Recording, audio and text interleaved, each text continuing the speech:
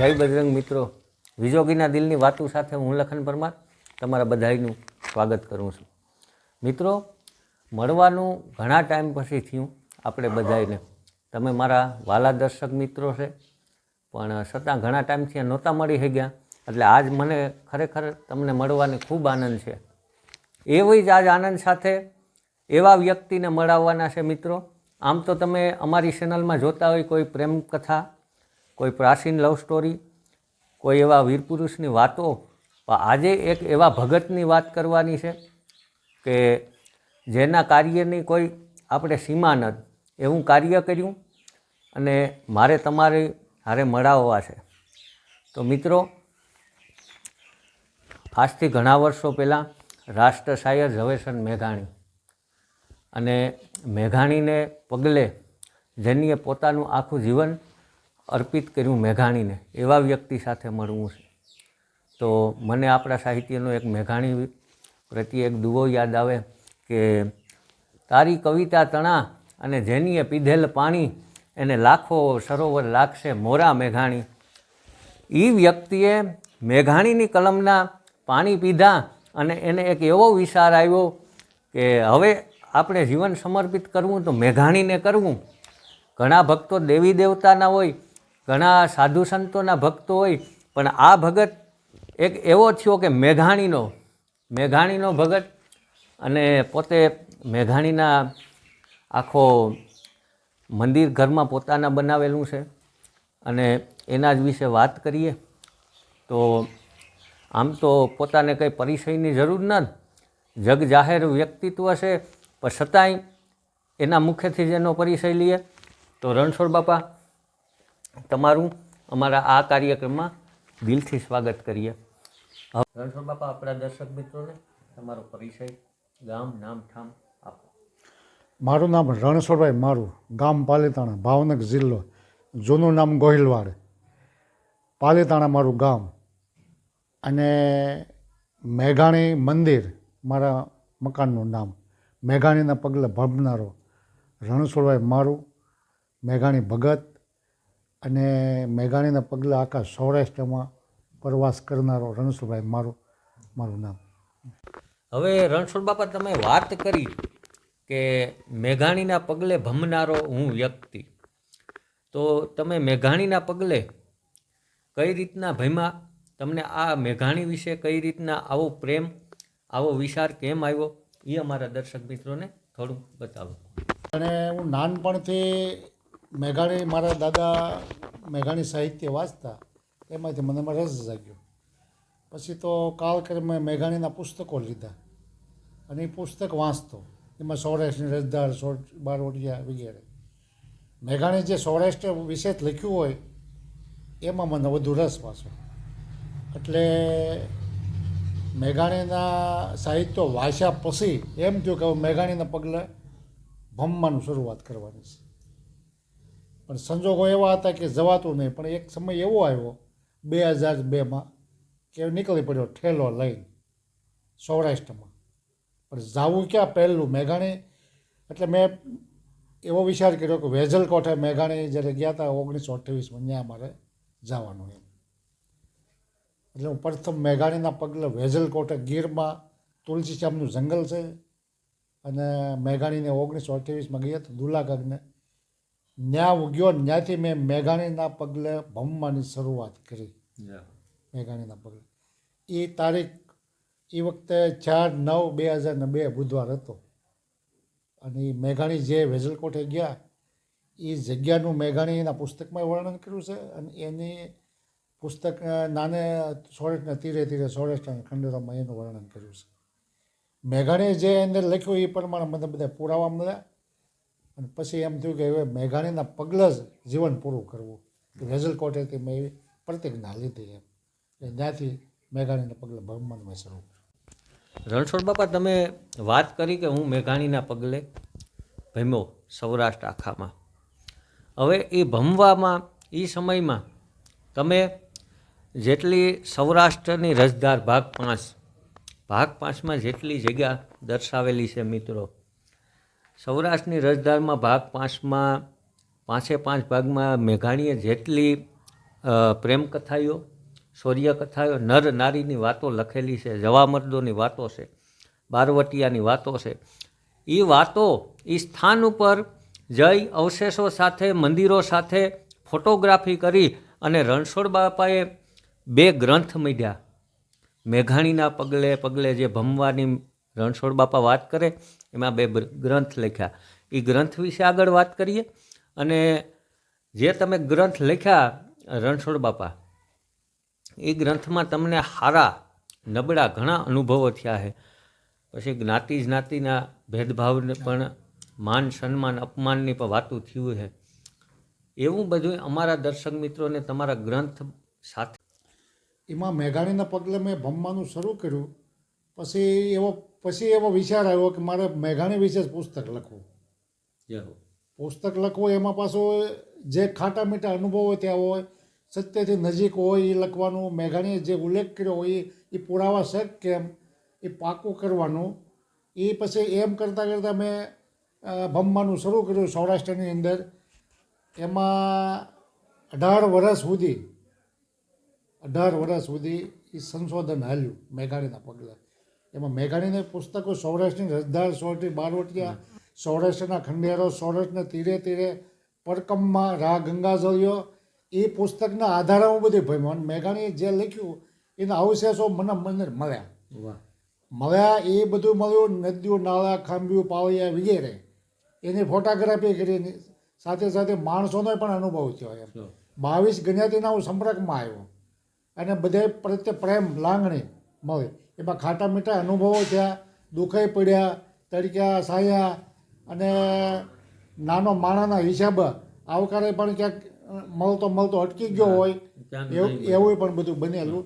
પણ હું તો મેઘાણીના પ્રેમમાં હતો, સૌરાષ્ટ્રના પ્રેમમાં હતો, મેઘાણીના સાહિત્યના પ્રેમમાં હતો. એટલે એ ઓલું કાંઈ ગણકાર્યું નહીં. એ ભમતો 22 જ્ઞાતિના સંપર્કમાં આવ્યો. અને પછી કાળક્રમે 2008માં પોરબંદર જિલ્લામાં મેર વિસ્તાર બાજુ હું પ્રવાસ કર્યા અને મેર ભોમના દર્શન કર્યા, બરડા ડુંગરના દર્શન કર્યા અને મેર સમાજના સંપર્કમાં આવ્યો. એટલે લેખાજોખા એવા ત્યાં આવકાર તો બધાનો મળ્યો, પણ મેર સમાજે વિશેષ આવકાર આપ્યો. અને પછી એમ થયું કે આ પુસ્તક મેરને અર્પણ કરવું. પુસ્તકનું નામ શું? તો એ પણ મેં સર્વે કર્યું કે મેઘાણીના પગલે કાઠિયાવાડના કોતરોમાં. એ પુસ્તક સર્વે કર્યું અને લોકોએ કીધું ના, એ જ નામ રાખજો. પછી એમ થયું કે આ અર્પણ કોને કરવું? તો મને એવી ગણતરી હતી કે જે કાઠિયાવાડમાં ભમતા જેનો આવકાર નજીક સુગમતા હશે અને મને કુટુંબની જેમ રાખશે. હવે આ અર્પણ કોને કરવું એ મનમાં આમ વિચારધારા આમ ઓલી થતી હતી, શું કરવું, કોને અર્પણ કરવું. એકવાર રાતે 12-1 વાગે વિચાર આવ્યો, જાગી ગયો હું ઊંઘમાંથી કે મેર સમાજને અર્પણ કરવું એમ. અને રાતે એનો ફર્મ બનાવી નાખ્યો, કાસો ફર્મ કે મેઘાણીના પગલે કાઠિયાવાડના કોતરો મેર સમાજને અર્પણ. અને અર્પણ કર્યું. ભાગ 1 ને ભાગ 2. જોકે એ વખતે તો એમ હતું કે 1 ભાગ જ થાય, પણ સંશોધન ઝાઝું એટલે 2 ભાગ થયા. એટલે મેર સમાજના અર્પણ મેઘાણીના પગલે કાઠિયાવાડના કોતરોમાં એ અર્પણ કર્યું મેર સમાજ. તો મિત્રો, રણછોડ બાપાએ વાત કરી એમ મેઘાણીના પગલે પગલે કાઠિયાવાડીના કોતરોમાં 2 ભાગ રણછોડ બાપાએ આપણે આ સમાજને આપ્યા અને મેર જ્ઞાતિને અર્પણ કર્યા. એમાંથી પણ એક મિત્રો વાત એવી છે કે આ 2 પુસ્તકમાંથી એક પાછો એક પુસ્તકનો જન્મ થાય છે. એનું નામ છે મેરની મહેમાનગતિ, મેઘાણીના પગલે મેરની મહેમાનગત. એ પુસ્તક વિશે થોડી વાત કરીએ. રણછોડ બાપા, આ 2 ગ્રંથ લખતા તમને એવો કેમ વિચાર આવ્યો કે મારે આ પગલે પગલે પણ મેરની મહેમાનગત લખવું જોઈએ? હવે એમાં એવું થયેલું, 2 પુસ્તકો મેઘાણીના પગલે આમ તો એક જ થતું હતું, પણ 2 થયા. અને લેખાજોખા થતાં એમ થયું કે મેર સમાજ સૌરાષ્ટ્રની અંદર આવકારમાં વધી ગયા. એમની રોટલો, એની સંસ્કૃતિ, સંસ્કાર એમનું. એટલે મને એમ થયું કે મેર વિશે જ એક જુદું પુસ્તક લખવું. એ વિચાર આવેલા એ દરમિયાન હું સિમ્મર ઉતરતો મોહભાઈ મેરને, પછી મોહભાઈને મેં વાત કરી હતી કે આ એક પુસ્તક વિચાર આવે છે મને, તો એને હિંમત આપેલી તમ તારે એ એનું નામ મેઘાણીના પગલે મેરની મહેમાનગત, એ પુસ્તકના વિચાર મેં કહ્યું આવા જ હતા, એને હિંમત આપી તમે તારે મહેનત કરો, અને પછી એ શરૂઆત મેં કરી દીધી. જોકે મેઘાણીના પગલે મેરની મહેમાનગત પુસ્તકનો સર્વે મેં કર્યું, 2-4 નામ સૂચવ્યા, એટલે આ નામ પસંદ પડ્યું બધે જાજુ, એટલે મેઘાણીના પગલે મેરની મહેમાનગતનું પહેલાં એ પુસ્તકના એક રૂપે નક્કી કર્યું કે આ પુસ્તક નાનું નામ રાખવું એમ.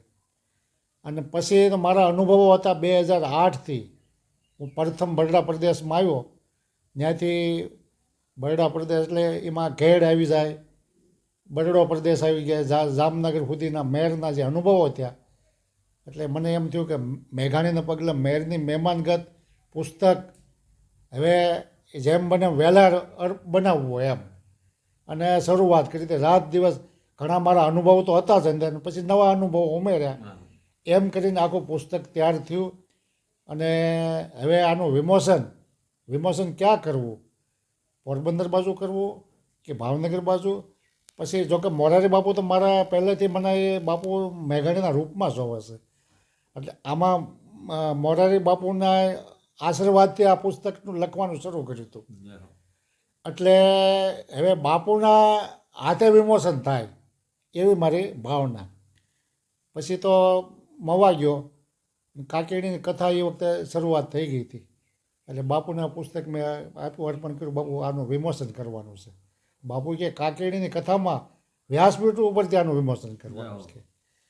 તો બાપુ હું તો બહુ રાજી થઈ ગયો સમજે, અને બાપુએ મને કહ્યું થોડુંક બોલજો, પણ બાપુ હું એમાં બોલવામાં થોડોક કાસો છું, તજ્ઞાને થોડુંક બોલજો. ટૂંકમાં આ કાકેડીની કથા વખતે વ્યાસપીઠ ઉપર આ મેરની મહેમાનગતનું વિમોચન થયું. એટલે હું તો એમ કહું છું કે 170 કે જે કાંઈ દેશ હોય એને આ વિમોચન જોયું. અને પછી તો ઘણા ફોન આવ્યા, બધા સૌરાષ્ટ્રના માથે બધા રાજી બહુ થઈ ગયા. અને હું પુસ્તક જે કર્યા છે એ પેટ માટે મેં કર્યા નથી, લગભગ મેઘાણીના પ્રસાદ રૂપે બધે અર્પણ કરું છું. અર્પણ કરતાં કરતાં હું આજે કળશ ગામમાં હું આવ્યો છું. કળશ એ આ અને લખનભાઈ પરમાર એમનો આગ્રહ હતો, એટલે મેં કીધું હું રૂબરૂ આવીશ અને મેઘાણીના પગલે મેરની મહેમાનગત દેવાંશી હોટલ જે છે ત્યાં સાગરબેનનો પણ લાગણીશીલ, એટલે આજે લગભગ આ 150 પુસ્તકો 150 મેઘાણીના પગલે મેરની મહેમાનગત અર્પણ કરતા હું આનંદ અનુભવું છું. અને કાઠિયાવાડના કોતરમમાં 192 સેટ આ અત્યાર સુધી અર્પણ થઈ ચૂક્યા છે.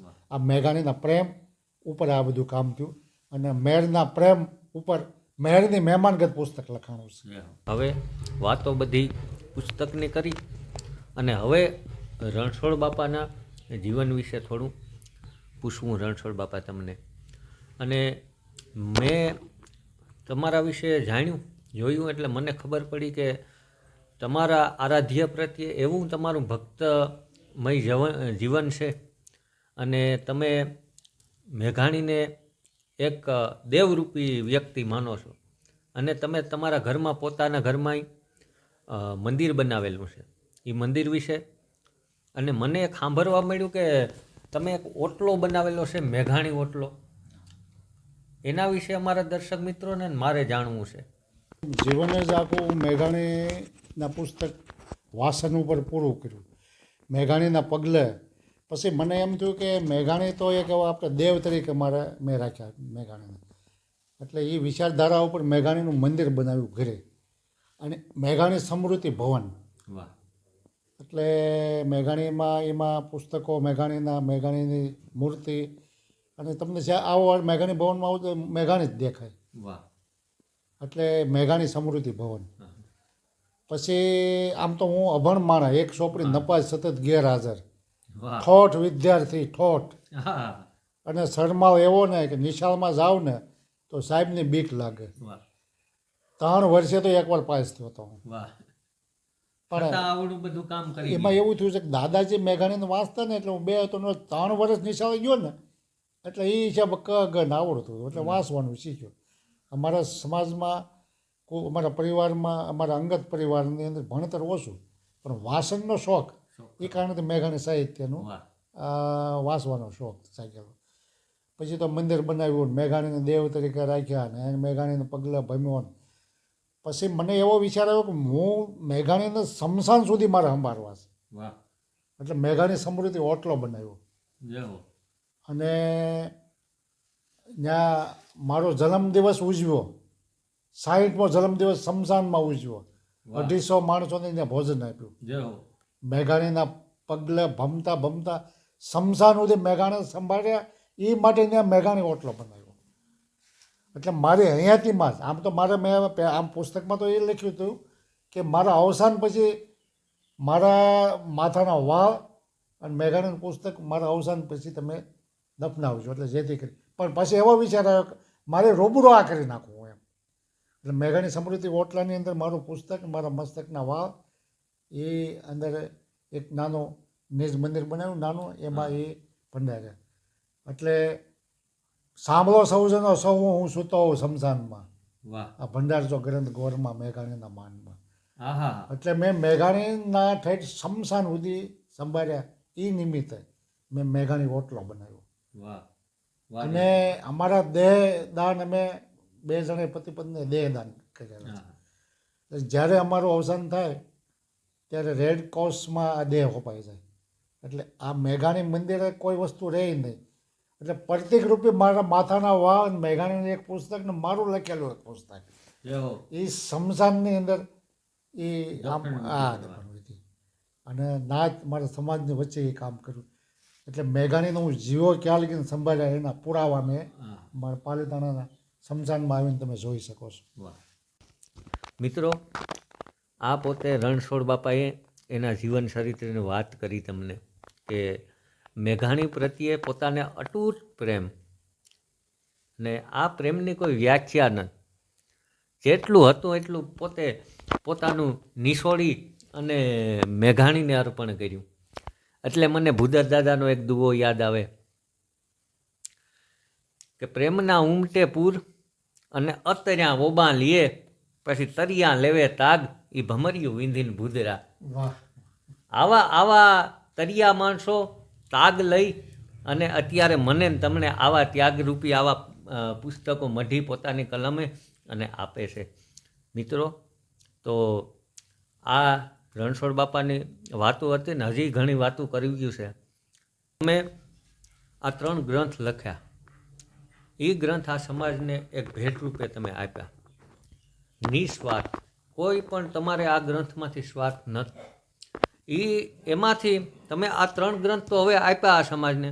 હવે તમારી કોઈ અપેક્ષા ખરી? હવે એક એવી મારી ઈચ્છા છે કે મેઘાણીના પગલે કાઠિયાવાડના કોતરોમાં ભાગ 3 એ મારી એક ઈચ્છા છે. પણ હવે મારી ઉંમર થઈ ગઈ છે. 61નું વરસ હાલે છે.